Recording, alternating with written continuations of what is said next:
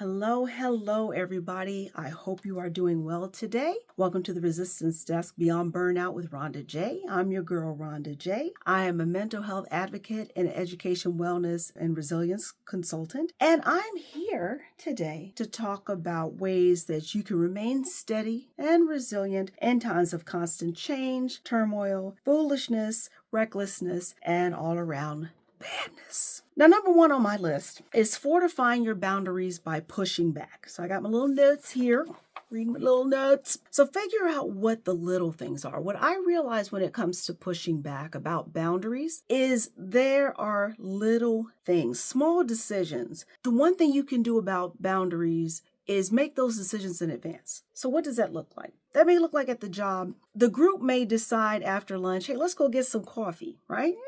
You don't feel like coffee. I mean, listen, okay, I always feel like coffee, but you don't want to spend the money. You don't want to take the time to go. Make that decision in advance. Well, today I'm not going to go. For reasons that I said, you've already had your coffee. You don't feel like spending the extra money. You just don't feel like doing it. That's fine. Make the decision in advance. To me, I found that makes the decision easier to stand by because you've already said you're not going to do it to yourself 3 hours ago. So that when the moment of truth hits, you're not, oh, well, no, I don't fit in or blah, blah, blah, blah, blah, all those usual things that roll around in our heads that don't mean anything. But now we just don't want to tell people no to their face because we don't want to hurt their feelings while we hurt our own, while we hurt our boundaries, while we say no to what we really need. And figure out your true space in the moment. When it comes to doing something for somebody, yes, it says, oh, I really, really need this done like today, like today at 2:00 and it's 3:30. Do you really need to do that? If there's a way to push back, can you push back? I can do that, but I need this in order to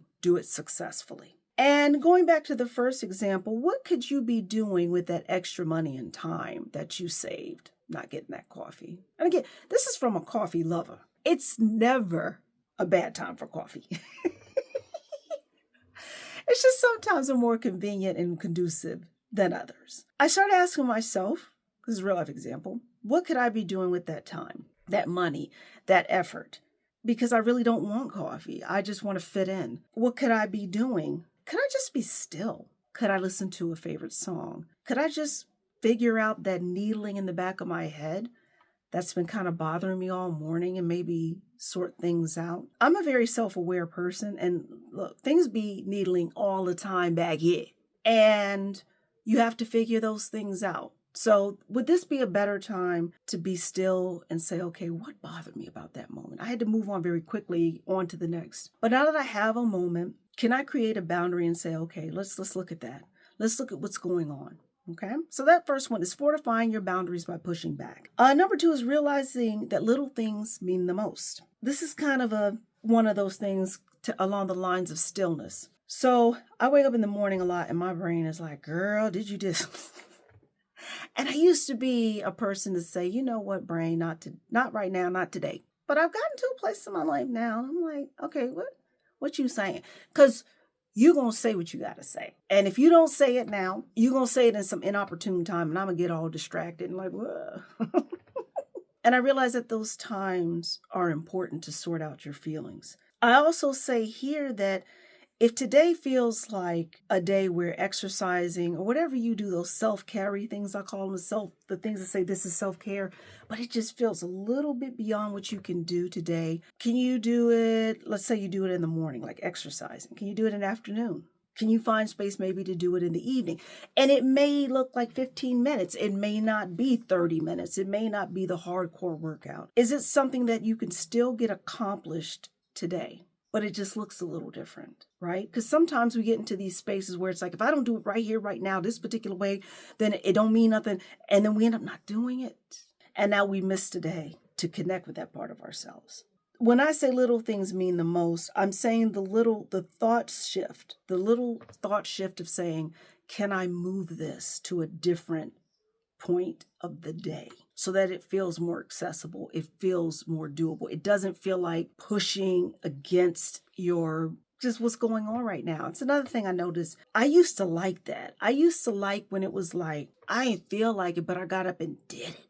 It made me feel like a champion, right? That's what champions do. They do stuff they don't want to, but I'm like, now I know my body's trying to tell me something. I know that sometimes, a lot of times, that push to do those things is a push to push things away. And the little thing of sitting with that feeling of fatigue, of I don't want to do it, means so much more. It actually honors me so much more than pushing through it, because I've taken the time to tend to myself. And we tend to do that a lot in this thing called life. Just push through, push through, push through, push through. And then as we push through, we wonder why all of a sudden we get pushed back. We end up sick. We end up not feeling well. We end up unbelievably exhausted, tired, missing things, mentally checked out, stressed out. It's because we're not taking the time to realize that those little things mean the most. Those little thoughts in the back of your head, they mean a lot. So that's number 2. Realize that the little things mean the most. Breaks. Take breaks from people. And that's not just my introvert talking, right? I'm a card-carrying introvert. I'm all for taking breaks from people. I probably am the extreme opposite. I'm like, take breaks, close doors, go with the dogs, get away from people. But my extremeness aside, take breaks from people. Again, it's part of the honoring yourself, part of those little things that mean the most. And taking breaks from people also begins to expand itself, because then you start to take breaks from the news. Now, right? Justice, equity, democracy, right? I got a flag on my wall that says that, right? Because it's near and dear to my heart. That being said, it's a lot. I am moving more into advocacy. I'm starting to email my congressman. I am big on this, and I'm not saying you have to. I'm not saying you have to do all this. I'm saying that everything I do has a justice, equity, and democracy slant to it.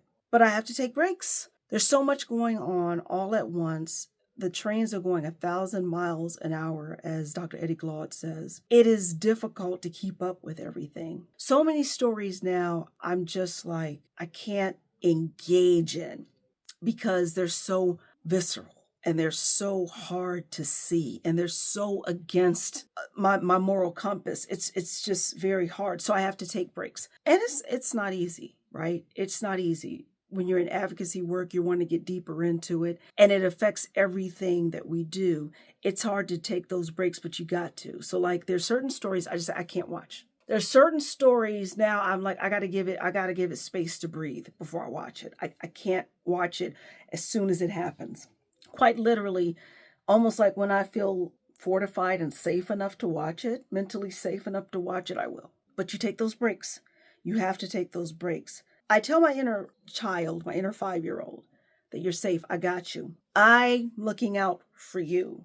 I believe that a lot of our raw emotions are emotions that we have not dealt with, right? They've just sort of grown. It's sort of like a bag. They've been put in a bag, not necessarily grown, but they've been carried along with us. There are parts of us that just have not, when it comes to certain things, probably have not been developed. So for me, a sense of safety has not been developed. So I have to learn what that looks like now at almost 50 years old, because I really didn't know what emotional safety looked like until the last couple of years. Taking breaks also helps you realize, like I said, little things mean the most. It helps you realize how much peopling you're doing. It also helps you realize just how much this life is exhausting. Your baseline is exhausted. Just getting up out of bed, putting your clothes on, going to a job, whatever it is you're doing is exhausting. Add on top of that the political cycle, turmoil, health problems, things like that, and you are looking at a complete cluster, right? And if you don't learn how to disengage and take breaks, that cluster will take you under. Number 4 is intentional peopling. Again, we're still in that people thing. But people and be hard, y'all. I should title this People and Be Hard. Because even if you are the most extroverted person, the needs of people, even if you're sitting at a table, and the needs of people in conversations can be so overwhelming. If you're the least bit like me, like I said, I am a card-carrying introvert. Being at a table with like more than like 2 or 3 people and hearing a whole bunch of conversations, and it took me a while to realize this, overstimulates me. Like everything is like, and so I had to learn to be intentional. I used to just shut down, right? I just kind of sit there, if I had to laugh. I started having like little conversations with people who probably are just as overwhelmed as me. And I'm like, look, we got to talk. If we don't talk, we're going to just sit here, And I'm telling you, it felt good one time that happened. And the person was like, yeah, it's overstimulating, isn't it? I was like, we're in front of these people. And I was like, man, yes, it's overstimulating. Yes. And just that acknowledgement that it's like, I feel you. It is for me too, was so powerful and endearing. I just had to nerd out. We started talking about movies and stuff.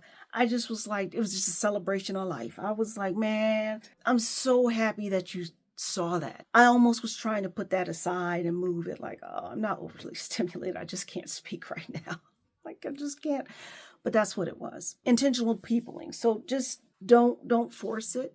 If you have to be quiet, be quiet. If you have to step away, step away. One thing I used to do is I used to be like, oh, this is how I am, blah, blah, blah. I'm like, you don't have to explain yourself to anybody. You really don't. The people who really know you and need to know you on a deeper level, they know how you are. They know that look of overstimulation before you do. The next thing I've learned that helps me, and this is just sort of leaning into hope. I'm still trying to figure it out. I don't know if learning how many times these things have played out in history politically is hope, but it has provided me with a level of hope. I have learned so much about tactics that the regime is using, sayings. Oh, it's disheartening, but I believe an educated populace is not a fooled populace. I think the only way you are fooled is if you don't know. And the one thing I have, and I mean, I kind of had an idea of it, of course, but that American history and bloodshed and violence and suppression and oppression and systemic and systematic barriers, colonization and imperialism, oh, it's all baked in. I take solace in that because I'm a curious person and I'm intrigued by patterns. So when I was studying to be a therapist and I had the DSM-5, you see all these symptoms, right? And to me, symptoms are like patterns. You see this, you see that, but you don't see this, but you see that. It's this, not that. Same thing. These things have they're cyclical all throughout, not only American history, world history, they're cyclical. And I wonder what the people living during the time, and here we are living during these times, what did they think? What did they do? How did they cope? For people of color, how do we cope? This is craziness, madness. How do we cope? You learn. And it's that curiosity that gives me hope because I've been around long enough to know, I'm old enough to know that it takes a breaking down, a crashing process to rebuild. That when something has to be rebuilt, it has to be obliterated. But it can be rebuilt better and stronger. It has to be. Learn is my way. Getting through these turbulent times. Okay, moving on. Exercise, touch grass. So I'm a huge exercise advocate. I'm like, if you can't run, walk. If you can't walk, crawl. If you can't crawl, play with a dog. I don't know, move is what I'm saying. Move your body. What really emphasized that to me was when my father was alive, the lady, it is what it is. So the lady was telling Dad, she's like, Mr. Pitts, you got to move or you're going to die. And I said, ew, that's my deity. What you talking about? She's like, I hate to say it like that, but it's the truth. She was a therapist of some sort, physical therapist maybe, but she was right. She was right. And she was right at the time. I just was like, I didn't like the way she talked. I was like, I just was like, but she's right. And I've seen it since that it's like the body's meant to move. It's meant to move. And again, we see these extraordinary things that people can do. That is great. Awesome. My thing is that so I used to run a lot and I loved it. I started in my late 30s. I started running and I was a marathoner, man. I was just like, yay, this is great. Well, girl, sometimes I feel like I can't drive 26.2 miles, but I'll walk you to death. I get my dogs together, get my boys together, and we get out there and we get it done. And here's the thing. It's like, it puts you in such a different state, a powerful state, because you realize just how powerful the human body is. And I think sometimes we see athletes, world-class athletes doing things, and we're like, that is the benchmark. And it's not. We know on a real level that we're not going to ever be that. We're not going to be 6'7" and whatever to whatever, but we're also not going to be, a track star. But you don't have to be, right? That's what hung me up. I was like, oh, I'm gonna get out here, till it didn't. I saw various body types and things like that. People who are very in shape, people who are not very in shape, people you looking at them like, oh my gosh, how are you doing that? No, I'll run you. Exercise. And then another thing I have in here is called touch grass, right? So to me, I'm not really into touching grass like that, but I like feeling the sun on my face, but I also color, I draw. I do these things for my own entertainment, but also just to put my brain in this space of visualization, of tactile feeling something, and watching the page go from just a white page to something that I've created. It's a beautiful process. So exercise, touch grass, again, it's about being in the present moment, being presently minded. And number 8, this is mine. You can substitute the word football for whatever. I don't like reality TV. Never have, never will. I don't like all that stuff. It to me, it kind of just, it rots your teeth and melts your brain. I don't like that stuff. But if that's your jam, if that's how you escape, if that's kind of how you get back to your center, I'm not going to yuck your yum, okay? But my drama of choice is football.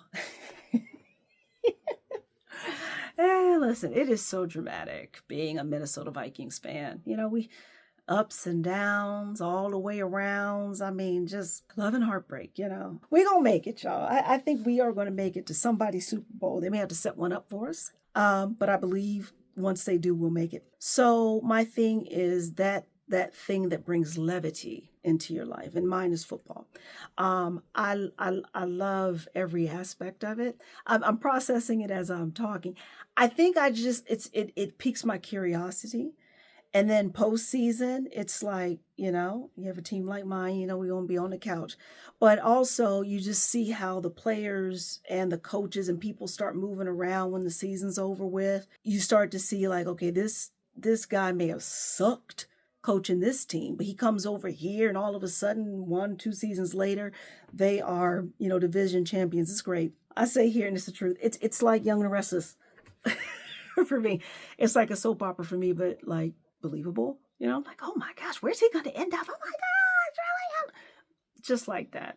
It also provided a little bit of history on me. In 1999, I had that's when my mental health slid for the first time. And I was like, oh, I'm in trouble. And it wasn't like it is now, you guys. Now it's like, okay, this is what's going on with me. Back then, there weren't a lot of avenues. There weren't a lot of things that you can do. Mental health wasn't really something you talked about.